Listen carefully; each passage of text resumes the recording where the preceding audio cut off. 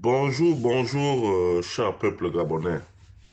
Il est 9h47 minutes ici à Blois-Chambord. Nous sommes aujourd'hui le lundi 9 septembre 2024. Je suis votre humble serviteur, Son Excellence Wilfried Okumba Kamitato Lénine Nandjogo. Ce matin, je vais déposer mes valises au Palais Rénovation chez Son Excellence Monsieur le Président de la Transition, chef de l'État, chef suprême des armées, président du Conseil supérieur de la magistrature, commandant en chef de la garde républicaine.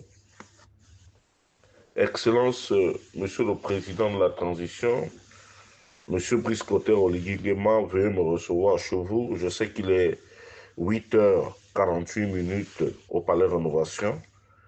Je viens ce matin vous faire état de ma gêne et de ma déception par rapport à ce qui se trame et à ce qui se fait, surtout sur la fameuse Constitution. Monsieur Brice Clotaire Oligui Nguema, Monsieur le Président de la Transition, dans la vie, un homme doit toujours marquer son passage sur Terre. Et j'ai toujours pensé que un homme doit être juste envers le peuple qu'il veut diriger ou qu'il prétend diriger. Malheureusement, lorsqu'on lit cette constitution qui circule sur les réseaux sociaux, même si pour rattraper les choses, vous voulez faire croire aux communs des Gabonais que ce sont des fake news, je dirais non, Monsieur le Président de la Transition. Depuis le début, vous avez pris un chemin qui me paraissait un chemin de quelqu'un de lucide, mais au jour d'aujourd'hui, fort est de constater que vous avez malheureusement été absorbé par le système. Ce n'est pas de votre faute, par le système et par l'avoir, l'envie de gagner. Vous êtes pressé, Monsieur le Président de la Transition. La seule satisfaction durant vos 12 mois, c'est qu'on a vu un frémissement des travaux. Mais est-ce que c'était l'objectif de la transition?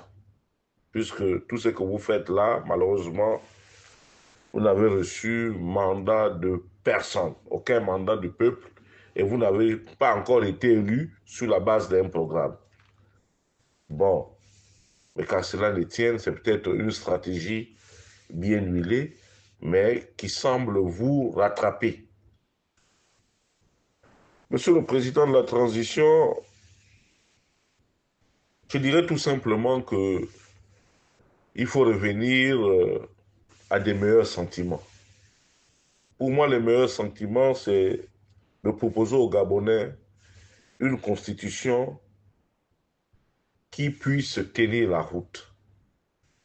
Et moi, le seul écueil que je retiens, que je constate dans votre constitution, c'est que on limite le temps. Cette affaire de limitation de mandat me paraît quelque chose qui tue notre vivre ensemble, qui amène des problèmes, parce que personne ne peut limiter la vie de l'autre. Il n'y a que Dieu, le Tout-Puissant.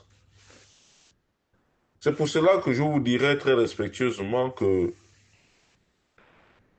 il faut ramener le mandat à 5 ans au lieu de le mandat à 5 ans au lieu de 7 ans et le laisser ouvert. Dans la nouvelle constitution, ne limitez pas l'âge. Ne limitez pas l'âge. Mais nous n'allons pas prendre quelqu'un qui soit sénile, puisqu'il y a des examens que l'on fait et tout, et tout, et tout, et tout. Moi, je pense que lorsqu'on prend part à un vote autour de 18 ans, puisque la majorité au Gabon, c'est 18 ans, à partir de 18 ans, quelqu'un peut être candidat à une élection présidentielle et ouvrir, puisque nous sommes tous, une fois qu'on est candidat, on est soumis à des examens médicaux d'une extrême importance qui révèlent l'état de santé réel de chaque candidat. Et c'est pour cela que je dirais que si vous avez voulu faire œuvre utile, moi je pense très respectueusement, Monsieur le Président de la transition, que les médecins qui avaient été commis à, à la commission médicale de la dernière élection présidentielle devraient normalement se retrouver sous les barreaux. Mais vous avez laissé ces gens-là libres parce que accepter qu'Ali Bongo soit candidat et mentir au peuple, ils ont violé lamentablement le serment d'Hippocrate. Donc, en principe, si vous continuez à laisser ces gens-là exercer la médecine, c'est que vous mettez en péril le peuple souverain. Vous mettez en difficulté le peuple gabonais dans son entièreté. C'est pour cela que, sans pour autant vous forcer la main, il n'est jamais trop tard pour bien faire. Je voudrais que ces médecins soient mis aux arrêts. Et l'autre chose, c'est que nous étions habitués à la commission nationale autonome et permanente pour pouvoir gérer les élections. Là, vous avez récupéré les élections pour les mettre à la disposition du ministère de l'Intérieur.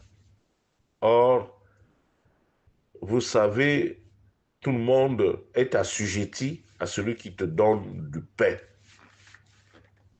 J'aimerais comprendre comment un ministre qui est dans votre gouvernement, que vous avez nommé, puisse se faire harakiri en vous déclarant vaincu pendant le prochain scrutin. Ce sont ces genres de choses-là qui créent l'animosité. Il va falloir revoir cela. Et puis, il y a l'épineux problème de notre vivre ensemble. Il y a le métissage, il y a les binationaux, il y a tout ça là, Monsieur le Président de la transition. Si les grands États comme la France, même si vous direz que nous sommes un pays en voie de développement, si la France a accepté qu'un Hongrois soit président, soyons dans l'évolution du temps, dans l'évolution des temps. Aux États-Unis, on a vu un noir d'origine kenyane devenir président de la République aux États-Unis. C'est vrai que nous avons maille à partir avec les étrangers, mais Feu le grand maître disait toujours que celui qui vous apporte celui qui vous apporte sa force de travail, apportez-lui en retour votre amitié. Mais ce que nous avons vécu sous Ali Bongo Ondimba, c'était préparé. Nous avons aussi une part de responsabilité dans l'attitude d'Ali Bongo Ondimba. N'en déplaise à ses détracteurs ou à mes détracteurs. Nous avons été très durs avec lui, nous ne l'avons pas accepté, Ali Bongo Ondimba. Depuis son jeune âge, ça murmurait, c'était Nigérian, c'est ceci. Bon, il y a toujours eu un rejet de notre part. Surtout nous, dans le Haut-Ogooué, nous l'avons pratiquement rejeté. Et il s'est senti frustré, d'où certainement le comportement qu'il a eu en nous malmenant, en amenant ses frères d'origine étrangère. La preuve en est que Ça, nous disons que Ali Bongo l'a fait parce que c'est les étrangers, parce que nous n'acceptons pas cela. Mais aujourd'hui, vous n'êtes pas un exemple. Vous n'êtes pas un exemple en ce qui concerne cette même situation. Vous avez déplacé le problème. Vous avez aujourd'hui pris vos parents fins, des consanguins que vous avez mis au cœur du pouvoir, au détriment des autres Gabonais qui méritent.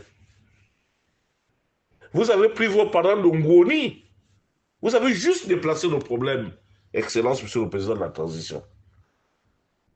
Donc, entre Ali Bongo et vous, c'est que là, vous jouez avec des Gabonais qui sont d'abord vos propres parents. Voici la réalité des faits. Donc, ce que nous reprochons à Ali Bongo Nimba de nous avoir amené les étrangers, on vous le reproche aussi de ne faire la part belle qu'à vos parents de Ngoni et à vos parents du canton Bissok, route Yébi. C'est ça la triste réalité. Mais, Monsieur le Président de la Transition, comment demander à un peuple que vous êtes en train de clochaniser? Vous dites que il faudrait que vous enleviez la tenue, il faudrait qu'on vous fasse confiance. Mais la confiance aujourd'hui est altérée, Monsieur le Président de la Transition. Elle est altérée, cette confiance. Comment moi, Wilfried Okumba Kamitatou Lénine dans Djogo, Obamba dans Djogo? Comment moi, Wilfried Okumba Kamitatou Lénine dans Djogo? Fang de Mimvoul. Comment moi, Wilfried Okumba Kamitatou Lénine dans Djogo? Fang de Minzik. Comment moi, Wilfried Kamitatou Lénine dans Djogo? Je suis tout le Gabon. Comment faire confiance? Comment voter un référendum qui fera de moi un sous-homme? Comment vais-je voter utile pour vous tout en sachant que je vote là ma propre exclusion, Monsieur le Président de la Transition? Je vote pour que les Batéke de Ngouoni, pour que les 4x4 ne passent que sur le pont Saint-Hilaire pour aller chez vos parents là-bas. Et chez moi, c'est la bérésina. C'est la pauvreté. Nous avons vu la manière avec laquelle vous avez traité. Ce sont des exemples que je prends, qui sont là, qui sont visibles, que vous avez traité le compatriote Lehman Sandungu. Son problème, c'est d'être de la bande des six, c'est d'être Ndoumou. Alors que dans ce ministère, qui est là pour mettre en musique les instructions du gouvernement? Mais c'est bien le ministre de l'Énergie. Mais depuis que Lehman est parti, notre quotidien en matière d'électricité et d'eau ne s'est pas du tout amélioré. Mais votre parent, votre oncle Jeannot Kalima, continue de se la couler douce. C'est une injustice, Monsieur le Président de la Transition. Vous avez mis au bout ces stages un professeur, je ne sais pas où est-ce qu'il a eu ce professorat, ou c'est les décrets qu'on leur donne pour devenir des professeurs. Voilà comment il fout la pagaille dans les universités. Si c'était quelqu'un d'une autre ethnie, vous l'aurez renvoyé, humilié publiquement comme étant un incompétent. Or là, il y a un homme de Ngouni qui sème la terreur, la pagaille au niveau des bourses et stages. Là encore, vous êtes attendu devant, vous êtes mis devant vos responsabilités. Vos responsabilités.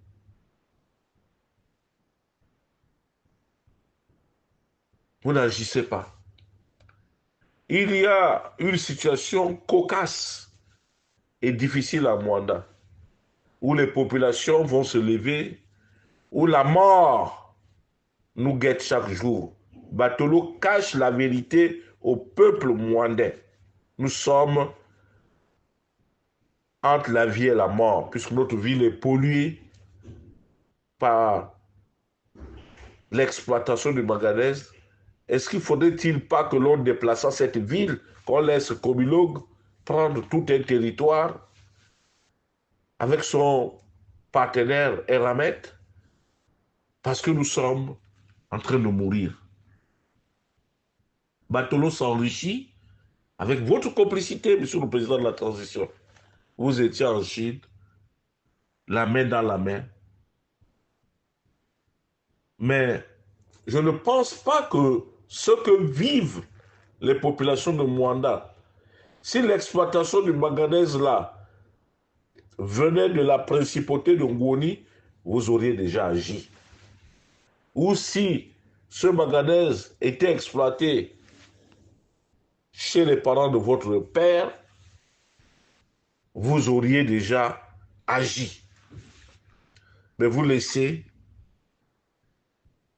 les Obamba, les Bateke de Yia, puisqu'ils n'ont rien à voir avec vous, vous laissez les autres peuples mourir, croupir, parce que vous voulez protéger Batolo, qui au passage ne le cache pas. Il dit à qui veut l'entendre que vous êtes dans sa poche et que la construction de votre cité derrière les Lyconia à Boada, elle est entièrement financée par les fonds de la RSE. Donc, monsieur le président de la transition, nous pouvons nous permettre aussi de vous poursuivre pour corruption avérée. Puisque Batolo le dit à qui veut l'entendre. C'est pour cela que, monsieur le président de la transition, nous ne sommes pas là pour chercher les problèmes. Nous posons les vrais problèmes. Il vous revient aussi à vous de rassurer le peuple souverain. Vous de rassurer les Gabonais. C'est pour cela qu'il me paraît urgent et nécessaire que le remaniement tant attendu par les Gabonais, qui met en lumière les vrais Gabonais, les Gabonais capables de transcender, capables de se mettre au-dessus de la mêlée et de faire avancer les choses. Parce que c'est de ça qu'il s'agit.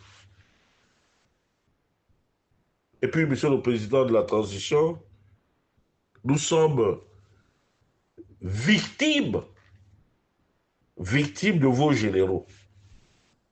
Ceux-là que vous avez associés pour clochardiser les Gabonais. Aujourd'hui, l'armée est divisée. Vous faites fi de ne pas voir. Mais la réalité, c'est que l'armée est divisée.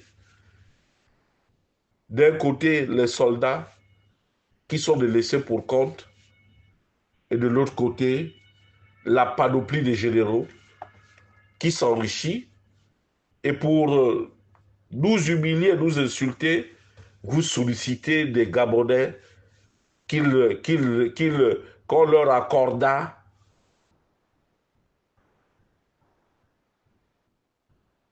l'immunité.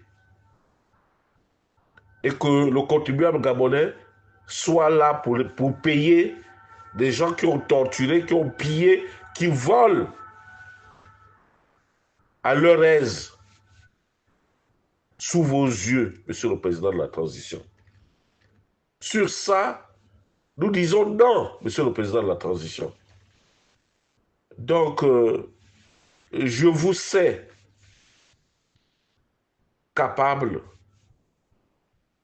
de vous mettre au-dessus de la mêlée, revoyez cette constitution, proposez-nous quelque chose de bien et de fiable. Parce que avec ça, même si vous avez l'intention de vouloir tricher, je dis, monsieur le président de la transition, vous risquez gros. Parce que les Gabonais ne se laisseront pas faire. Et puis, nous sommes, selon certaines indiscrétions, en cessation de paiement. Vous nous avez amené un érudit des finances, de la finance publique. Deux érudits des finances publiques, à savoir Charles Baye Cobb et Baye Sibouissi. Deux truands de la pire espèce, mais qui jusqu'à aujourd'hui continuent de bénéficier de vos grâces. À quand leur départ du gouvernement? Parce que nous ne voyons rien, monsieur le président de la transition. Il n'y a rien. Il n'y a rien. Charles Baye Cobb était avec nous ici. Il était dans une maison pure, délabrée à Anguin-les-Bains. C'est celui-là maintenant qui peut se permettre d'aller offrir des groupes Caterpillar à la commune de Midik. Monsieur le Président, de qui se moque-t-on? Aujourd'hui, c'est Baïs là, au cursus scolaire biaisé, qui arpentait des chaînes de télévision pour raconter sa vie, alors qu'il est bargé à Olab. Il est bargé à Olab. Donc, un corrompu notoire qui vient de bousiller les finances publiques. J'espère aussi qu'ils auront le courage de publier, comme il a habitué le peuple gabonais, les recettes de ce mois. Puisque aujourd'hui, nous savons que les Gabonais ne travaillent presque pas. Il n'y a pas de courant. Après 64 ans d'indépendance, nous sommes là encore en train de courir vers la fiabilité de notre réseau électrique. Monsieur le Président, où est-ce qu'on va? Où est-ce qu'on va? Où est-ce qu'on va? Aujourd'hui, j'ai eu dire que vous êtes en train de vous préparer pour aller à Franceville, soutenir les panthères. Des panthères édentés. Vous voulez des résultats, mais vous ne préparez pas les résultats. Le championnat national est renvoyé au calendrier grec. On ne sait même pas si ça se jouera ou ça se jouera encore un jour, le championnat national du Gabon. Et là, on nous prend des bricoleurs. Il suffit seulement. J'ai mon fils qui joue ici en France. Mais je refuse de faire une publicité mensongère sur lui. Un jour, il va exploser, Paolo. Mais je refuse. Il aurait pu être à l'équipe nationale aujourd'hui. Je refuse de mentir le peuple. Bon, on nous prend certains bricoleurs du LAPRA, certaines personnes qui ne savent même pas jouer, qui jouent dans des divisions inférieures, des divisions d'honneur. Mais monsieur le président de la transition, on va où? Et si ce soir, les Centrafricains nous humilient au stade de Franceville, les seuls médicaments, le seul Djomi là, ceux qui préparent les matchs à Franceville là-bas, mais Dieu, toutes ces choses-là, c'est Dieu qui les règle. Le peuple souffre. Est-ce que nous allons continuer à maquiller la vérité, monsieur le président de la transition?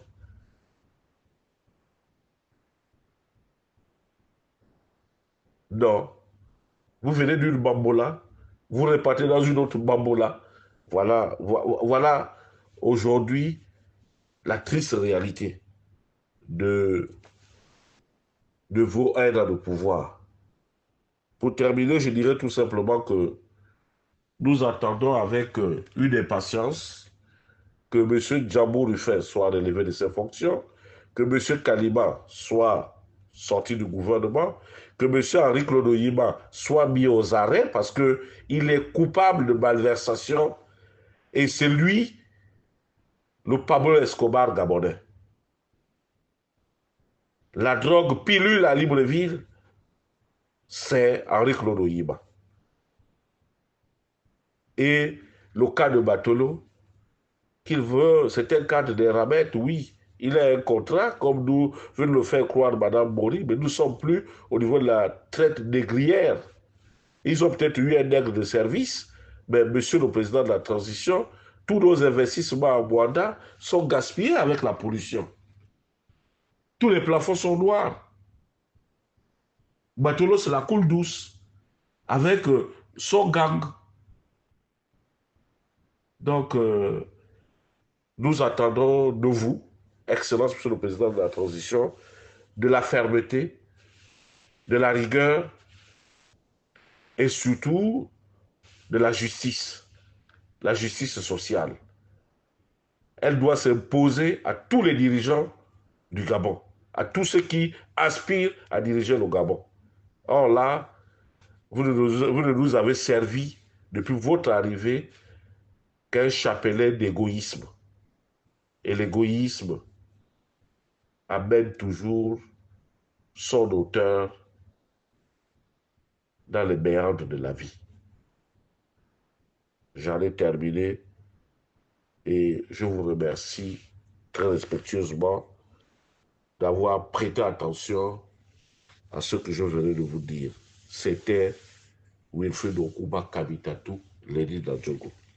Je vous remercie.